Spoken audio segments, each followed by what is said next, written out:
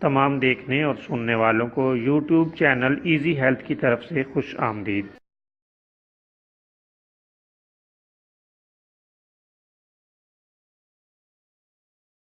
آج ہماری اس مجلس کا موضوع ہے جوڑوں کے درد، آرتھرائٹس نکرس، گاؤٹ جس کو عموماً کہا جاتا ہے، اور کمر درد، بیک پین، لنگڑی کا درد جس کو شیاٹیکا عموماً کہا جاتا ہے۔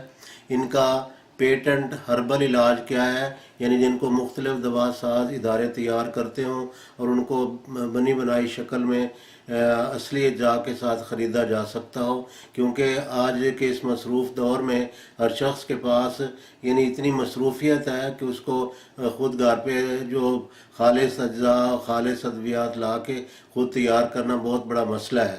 تو ایسی ادویات اگر مل جائیں جو مختلف اچھے دوا ساز اداروں کی جو خالص ادویات تیار کرتے ہوں، اگر بنی بنائی لے لی جائیں، ان کو استعمال کر کے فائدہ اٹھایا جائے تو یہ کیسا ہے۔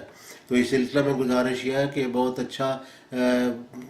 اچھی سوچ ہے، اور اجزاء کا اصول ان کی پہچان جب تک نہ ہو یہ بہت مشکل ہوتا ہے، اور پھر ان کو بنانا ہر ایک کے بس کی بات نہیں ہے۔ بس ہم ناظرین کی خدمت میں یہ مشورتاً گزارش کرتے ہیں کہ وہ پیٹنٹ ادویات جو مختلف دوا ساز اداروں کی ہوں وہ حاصل کر کے ان کو استعمال میں لائیں۔ یہ سوال کہ آج کل یہ مرض اتنا زیادہ کیوں ہو چکا ہے، تو اس کا جواب یہ ہے کہ ہمارا جو نظام زندگی ہے اس میں بہت سی خرابی واقع ہو چکی ہیں، اور نظام الادویہ وہ بھی درست نہیں ہے۔ تو ان کی وجوہات سے جو ہے نا یہ مرض بہت شد و مد کے ساتھ بڑھ چکا ہے، اور چونکہ جو اس کے لیے ادویات استعمال ہوتی ہیں، دافع ورم و دافع سوزش، اینٹی انفلیمیٹری جو ادویات ہیں، اسی طرح سٹیرائڈز ہیں، اور پین کلر قسم کی جو ادویات استعمال کی جاتی ہیں، وقتی طور پر ان سے استفادہ کیا جاتا ہے، لیکن یہ کوئی مستقل اور پرماننٹ علاج نہیں ہے۔ یوں ہی وہ ادویات چھوڑی جاتی ہیں، اس کے بعد یہ بڑی شدت کے ساتھ جوڑوں کے درد اور یہ چیزیں بہت شدت کے ساتھ عود کر آتی ہیں، لوٹ آتی ہیں، اور یہ عمر بھر یہ کھانی پڑتی ہیں۔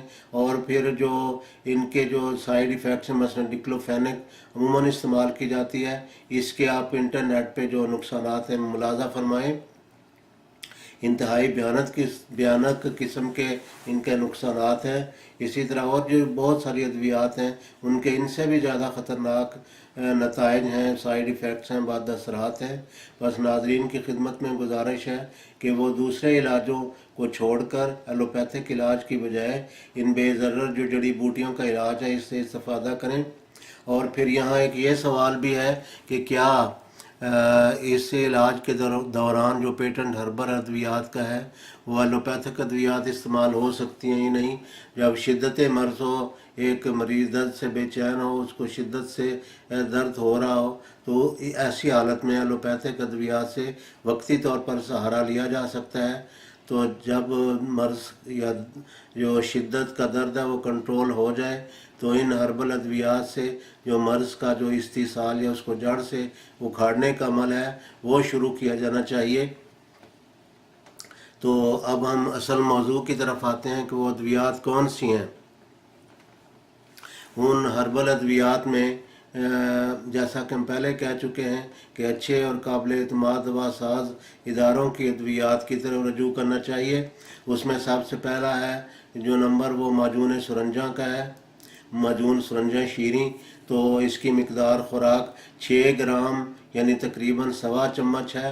روزانہ اس کو استعمال کریں، چائے، گرم دودھ یا گرم پانی کے ساتھ، تازہ پانی کے ساتھ، جس طرح بھی موافق آئے، یا شربت بزوری جو ہے معتدل اس کے ساتھ استعمال کریں۔ 40 ml وہ لے لیں اور اس کو پانی میں ملا کے تو اس کے ساتھ استعمال کریں تو بہت بہتر ہے۔